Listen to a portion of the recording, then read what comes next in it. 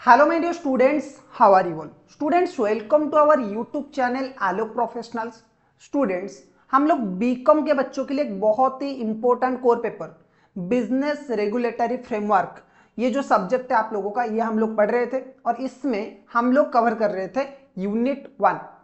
Unit 1 में basically हमारा जो है वो है इंडियन कॉन्ट्रैक्ट एक्ट।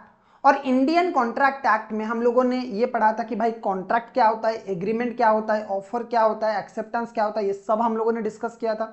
फिर हम लोगों ने डिस्कस किया था कि what is contract, essential elements of a contract, offer क्या होता है, essentials of a valid offer, different types of offer. फिर हम लोगों ने डिस्कस किया था कॉन्ट्रैक्ट क्या है, कॉन्ट्रैक्ट के एसेंशियल एलिमेंट्स क्या क्या है, essential elements of a valid contract, types of contract. Okay, so आज हम एक और इंपॉर्टेंट टॉपिक कॉन्ट्रैक्ट एक्ट में डिस्कस करेंगे जिसका नाम है कंसीडरेशन, जो कि एक अगेन बहुत ही इंपॉर्टेंट पार्ट है किसी भी वैलिड कॉन्ट्रैक्ट का।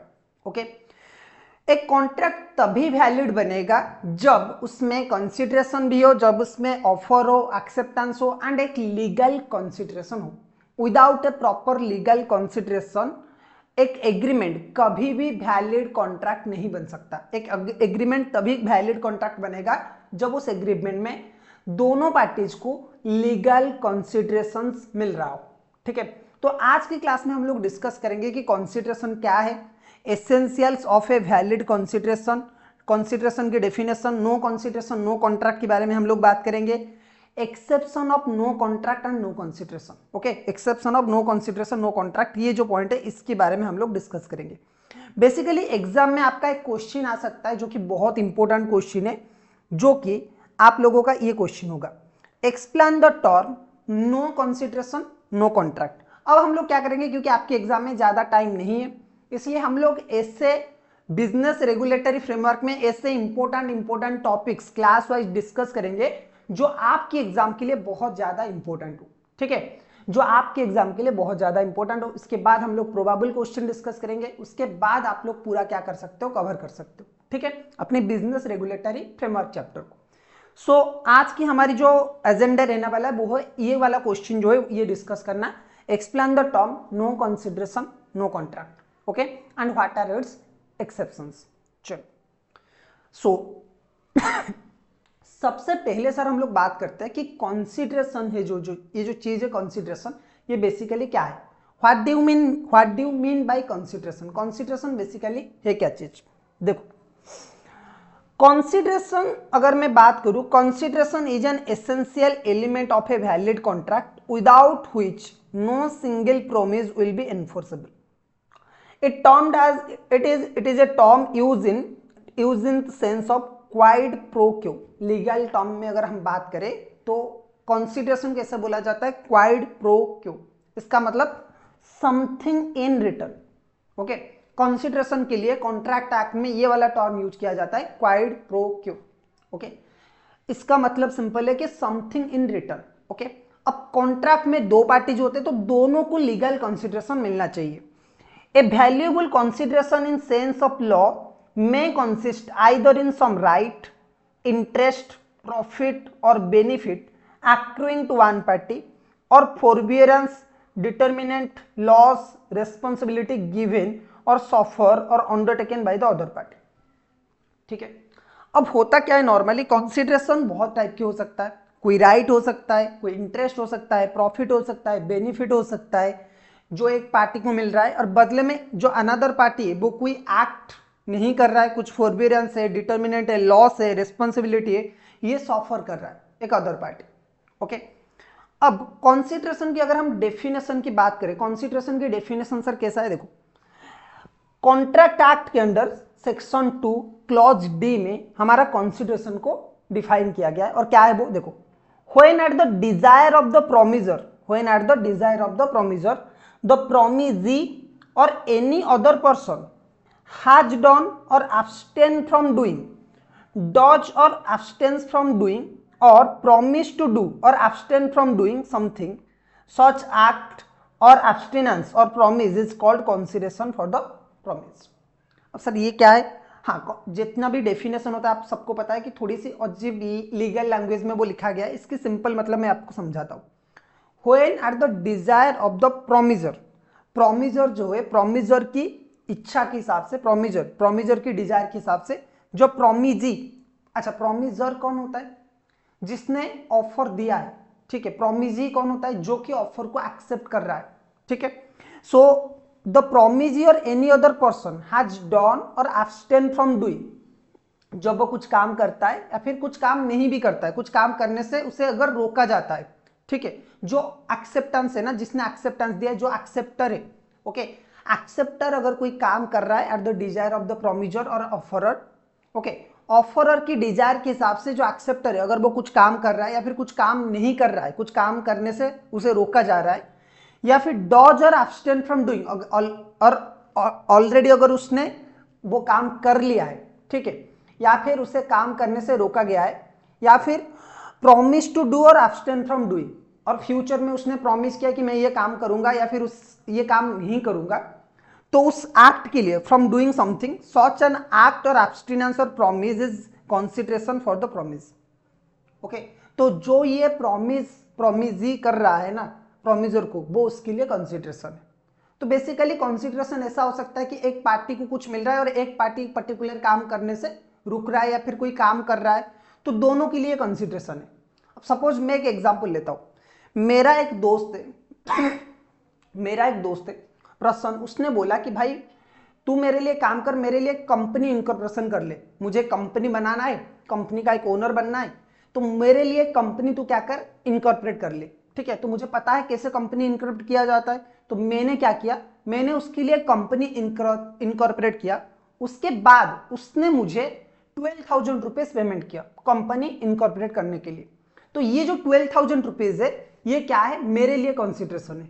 और बदले में मेरा जो दोस्त है उसके लिए सर क्या कंसिडरेशन है, उसके लिए जो मैंने काम किया है कंपनी इनकॉर्पोरेट, वो उसके लिए कंसिडरेशन है, ठीक है। उसने बोला कि भाई कंपनी इनकॉर्पोरेट कर ले मेरे नाम पे, मैंने बोला हाँ ठीक है कर लूंगा, लेकिन मेरा जो फीस है वो 12,000 रुपीज का है।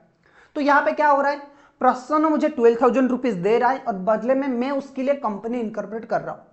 या फिर ऐसा हुआ कि मैं, जो प्रसन्न है वो भी बीकॉम के बच्चों को पढ़ा रहा है, मैं भी यूट्यूब में बीकॉम के बच्चों को फ्री में पढ़ा रहा हूं। तो उसने एक बार बोला कि भाई देख तू फ्री में क्यों पढ़ाता है, बच्चे मेरे पास नहीं आते, मेरे कोचिंग में नहीं आते, एक काम कर, मैं तुझे 50,000 रुपए देता हूं, लेकिन तू यूट्यूब में वीडियो मत डाल। अब बहुत सारे बच्चों को लग रहा है कि सर इसी वजह से आप यूट्यूब में आप पैसा, मतलब यूट्यूब पैसों की वजह से आप यूट्यूब में क्लासेस नहीं डाल रहे हो। नहीं, ऐसा नहीं है। एक्चुअली थोड़ा सा तबीयत वगैरह ठीक नहीं था, घर वगैरह चेंज हुआ मेरा, तो इस वजह से स्टूडियो का सेटअप नहीं हो पा रहा था, इसलिए क्लासेस अपलोड नहीं हो रहे थे, ओके। अब रेगुलरली क्लासेस शायद अपलोड हो सकते हैं, मैं वादा नहीं कर सकता, लेकिन अभी भी थोड़ा सा टाइम लगेगा, ओके। अब पॉइंट ये कि प्रसन्न ने मुझे बोला कि भाई तू ये काम मत कर, तू यूट्यूब में वीडियो वगैरह मत डाल, मैं तुझे बदले में 50,000 रुपए देता हूं। तो ये भी एक टाइप का कंसिडरेशन है, क्योंकि यहां पे वो मुझे कुछ काम करने के लिए रोक रहा है, abstain from doing something, okay. So अगर प्रोमिजी के कहने के मुताबिक मैं कुछ काम करने से रुक रहा हूं ना, और उसके बदले में मुझे पैसा मिल रहा है, तो जो पैसा है वो मेरे लिए कंसिडरेशन है, और जो मैं काम नहीं कर रहा हूं वो प्रसन्न मेरा जो दोस्त है उसके लिए कंसिडरेशन है, ठीक है। चलो अब हम लोग बात करेंगे नो कंसिडरेशन नो कॉन्ट्रैक्ट के बारे में। तो सर ये नो कंसिडरेशन नो कॉन्ट्रैक्ट का क्या मतलब है, देखो consideration is the most important element of for a valid contract. Consideration जो है सर वो किसी भी वैलिड कॉन्ट्रैक्ट के लिए सबसे ज्यादा इंपॉर्टेंट एलिमेंट है, okay. Agreement without consideration is void. अगर कोई भी एग्रीमेंट हुआ है विदाउट कंसिडरेशन, किसी एक पार्टी को कुछ भी नहीं मिल रहा है, तो वो जो एग्रीमेंट है वो वैलिड एग्रीमेंट नहीं है, वो वॉइड एग्रीमेंट है, ओके। ए कॉन्ट्रैक्ट में only enforceable when there is a valid consideration. Contract तभी लीगली एनफोर्सेबल हो सकता है जब एक वैलिड कंसिडरेशन उस कॉन्ट्रैक्ट में हो, दोनों पार्टीज के लिए, ओके। कंसिडरेशन में बी पास्ट, प्रेजेंट और future. Consideration need not be adequate but it must be legal. देखो क्या बोल रहा है कि भाई देखो कंसिडरेशन कोई पास्ट का काम हो सकता है, पास्ट में आपने कुछ पेमेंट लिया था अभी काम कर रहे हो तो वो भी कंसिडरेशन हो सकता है। कंसिडरेशन प्रेजेंट में हो सकता है, आपने इमीडिएटली कुछ काम किया, सपोज प्रसन्न से मैंने 10,000 रुपए या फिर 15,000 रुपए उधार लिया था मैंने। अब उसने बोला कि तूने मेरे से उधार लिया था, अब तू मेरे लिए कंपनी इनकॉर्पोरेट कर ले, ठीक है। उसने बोला कि भाई देख तूने मेरे से 15,000 रुपए उधार लिया था, तू लौटा नहीं रहा है, एक काम कर तुझे कंपनी इनकॉर्पोरेट करना आता है, तू क्या कर, मेरे लिए कंपनी इनकॉर्पोरेट कर ले। सही है। सो पॉइंट यहाँ पे ये कि यहाँ पे जो कंसिडरेशन है वो पास्ट में मुझे मिल चुका है। ठीक है। अच्छा, ऐसा हुआ कि उसने बोला कि नहीं भाई मैं तुझे अभी पैसा भेज रहा हूं, तू पैसा रिसीव कर, मेरे लिए कंपनी इनकॉर्पोरेट कर ले, तो वो हो जाएगा। या फिर फ्यूचर में उसने बोला कि भाई अभी मेरे पास पैसा नहीं है, अभी तू कंपनी मेरे लिए इनकॉर्पोरेट कर ले और उसके बाद मैं क्या करूंगा, फ्यूचर में तुझे पेमेंट करूंगा। Point clear. So consideration need not be adequate but it must be legal. Consideration भाई देखो कि एडिक्वेट होगा इनएडिक्वेट होगा ऐसा कुछ नहीं है, लॉ में लिखा नहीं है कि एडिक्वेट होगा या फिर इनएडिक्वेट होगा तो जो एग्रीमेंट है वो वॉइड या फिर वैलिड होगा, लेकिन कंसिडरेशन होना चाहिए and it must be legal. Suppose मैं दूसरे लोगों से जब कंपनी इनकॉर्पोरेट करता हूं ना तो उस टाइम पे मैं 20,000 चार्ज करता हूं, ओके, एज प्रोफेशनल फीस। लेकिन क्योंकि वो मेरा दोस्त है इसलिए मैंने क्या किया, 10,000 रुपए उससे चार्ज किया फॉर इनकॉर्पोरेटिंग हिज कंपनी। ठीक है। तो यहां पे जो कंसिडरेशन है वो एडिक्वेट तो है नहीं, लेकिन ये एक लॉफुल कंसिडरेशन है, तो यहां पे एग्रीमेंट वैलिड होगा। सही है। चलो, अच्छा, कौन कौन से ऐसे सिचुएशन है जहां पे अगर कोई कंसिडरेशन नहीं भी है तभी उस कॉन्ट्रैक्ट को हम वैलिड कॉन्ट्रैक्ट बोलेंगे। Exception of no contract, no consideration, no contract. Okay, कोई भी contract without consideration sir void है, लेकिन कुछ ऐसे कॉन्ट्रैक्ट है जहां पे अगर कंसिडरेशन ना भी हो तभी हम क्या करेंगे, उसे एक वैलिड कॉन्ट्रैक्ट ट्रीट करेंगे। तो सर ऐसा कौन कौन से कॉन्ट्रैक्ट है, देखो, natural love and affection contract. Okay, अगर कोई एग्रीमेंट हुआ है due to natural love and affection, वहां पे कंसिडरेशन देखा नहीं जाएगा। ठीक है। Agreement made without consideration is valid if the following conditions are fulfilled. अगर ये तीनों चार कंडीशन फुलफिल होता है तो एग्रीमेंट अगर कंसिडरेशन के बिना भी किया गया है तो भी वो एक वैलिड एग्रीमेंट है। Number 1, it must be made out of natural love and affection between parties. Love and affection के वजह से वो कॉन्ट्रैक्ट हुआ दोनों पार्टीज के बीच में। Parties must be stand near relationship to each other. It must be in writing. It must be registered under law. देखो, Ram out of natural love and affection promise his newly wedded daughter in law a gold necklace. अब राम ने क्या किया, राम ने अपनी जो daughter in law है उसे एक गोल्ड नेकलेस गिफ्ट करने का वादा करता है। ठीक है। अब देखो, राम यहां पे अपनी डॉटर इन लॉ को गोल्ड नेकलेस देता है लेकिन बदले में उसे कुछ मिल नहीं रहा है, तो सर क्या यहाँ पे कंसिडरेशन, क्या यहाँ पे एग्रीमेंट वैलिड है? आंसर इज यस, क्योंकि ये जो एग्रीमेंट है ये due to natural love and affection बनाया गया। ठीक है। Compensation for past voluntary service, अगर पास्ट में आपको कंसिडरेशन मिल गया है, पास्ट सर्विस में आपको कंसिडरेशन मिल गया है, तो उस केस में भी आपको क्या करना है, कॉम्पनसेशन अगर पास्ट में आपको मिल गया है तो उस केस में कॉन्ट्रैक्ट जो है वो वैलिड होगा अगर नो कंसिडरेशन, प्रेजेंट टाइम में कोई भी कंसिडरेशन नहीं मिलता है। देखो, a promise to compensate wholly or in part a person who has already voluntarily done something for the promisor is enforceable under Contract Act. In order that a promise to pay for past voluntary service be binding if the following essential factors are there. तो अगर ऐसा है कि future में आपने कोई काम किया है, अब आप क्या कर रहे हो, उसका पेमेंट कर रहे हो। ओके, सॉरी फ्यूचर बोला, पास्ट में आपने कोई सर्विस रेंडर किया है, प्रसन्न ने मुझे पास्ट में पैसा दिया था।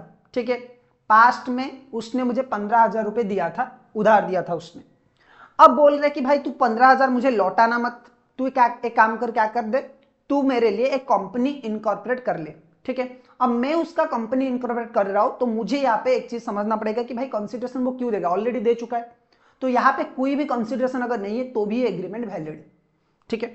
तो देखो, the services should be in the form, the services should have been rendered voluntarily, services अगर voluntarily मिला है, services must have been rendered for the promisor, services promisor जो है offerer है उसे मिला है, the promisor must be in existence at the time when services were rendered, जिस टाइम पे सर्विसेज रेंडर किया गया उस टाइम पे प्रोमिजर जिंदा होना चाहिए, एग्जिस्टेंस उसका होना चाहिए। The promisor must have intended to compensate the promisee, promisor का ये इंटेंशन होना चाहिए कि भाई मैं फ्यूचर में प्रोमिजी को क्या करूंगा, कॉम्पनसेट करूंगा। ठीक है। देखो, P finds R's wallet and give it to him. P ने क्या किया, आर की वॉलेट उसने ढूंढा उसे आर की वॉलेट मिला और उसने उसे दे दिया, ठीक है। R promise to give him 10,000 rupees. R ने बोला कि भाई मैं तुम्हें 10,000 रुपये दूंगा। तो क्या सर ये एक वैलिड कॉन्ट्रैक्ट है? यस, आंसर इज यस, क्योंकि ऑलरेडी एक पर्सन ने अपना काम कर लिया, ठीक है। पी ने आर को अपना वॉलेट दे दिया, ओके, आर को उसका वॉलेट ढूंढ के दे दिया। अब आर को वो वॉलेट मिल चुका है। आर ने प्रॉमिस किया कि मैं तुम्हें फ्यूचर में 10,000 रुपये दूंगा, तो ये एक वैलिड कॉन्ट्रैक्ट है। यहां पे कंसिडरेशन पास्ट वॉलंटरी सर्विस के लिए है, सही है। चलो, प्रॉमिस टू पे टाइम बैरेड डेप्ट, ओके। अच्छा देखो क्या है, where a promise is in writing signed by the person making it or by his authorized agent is made to pay a debt bearable by limitation, it is a valid without consideration, it is a valid agreement without consideration।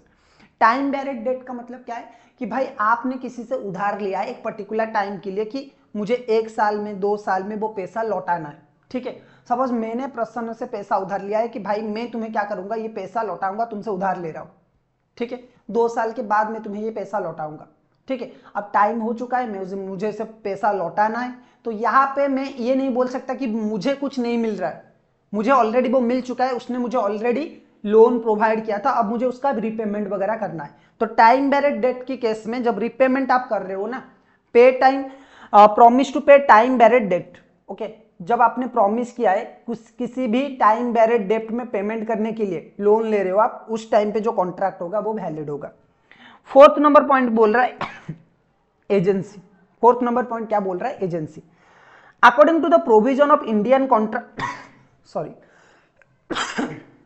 according to the provision of Indian Contract Act there is no need for consideration for creating agency।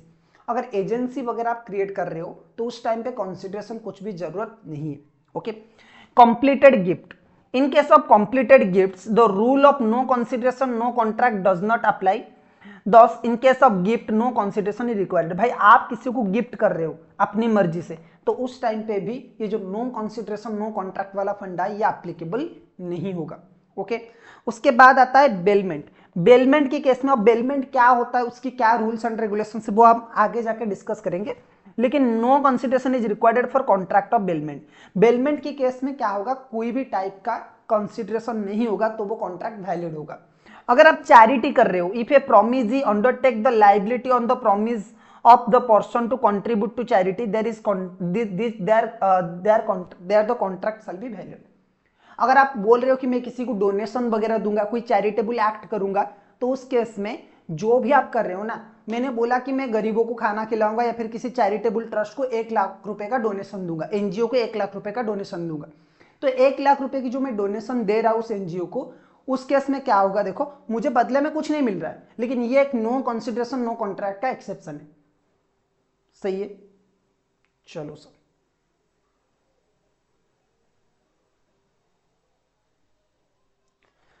तो sir ये 7 points थे आपके no consideration no contract में exception में। एक तो है natural love and affection, दूसरा आप लोगों का है compensation for past voluntary service, तीसरा आप लोगों का है प्रॉमिस टू पे time barred date, fourth number है आपका एजेंसी वाला केस, फिफ्थ नंबर है कंप्लीटेड गिफ्ट, 6 नंबर है बेलमेंट एंड 7 नंबर है चैरिटी, ठीक है। तो इन सब केस में नो कंसिडरेशन नो कॉन्ट्रैक्ट जो फंडा है ये एक्सेप्शन है, ओके। अगर यहाँ पे इन 7 केस में कोई भी कंसिडरेशन नहीं है तभी भी वो जो कॉन्ट्रैक्ट है वो वैलिड कॉन्ट्रैक्ट माना जाएगा, सही है। चलो सर, तो सर आज की क्लास में बस इतना ही। नेक्स्ट क्लास में हम लोग बात करेंगे कि बेलमेंट प्लेज कॉन्ट्रैक्ट मतलब सेस्वियल कॉन्ट्रैक्ट के बारे में हम लोग बात करेंगे। उसके बाद हम लोग इंडिमिनिटी गारंटी के बारे में बात करेंगे। जो भी इंपॉर्टेंट क्वेश्चन आपके एग्जाम में आ सकता है वो हम सब डिस्कस करने वाले, सही है। चलो, तो आज की क्लास में बस इतना ही, फिर मिलेंगे और एक क्लास में। Till then keep learning.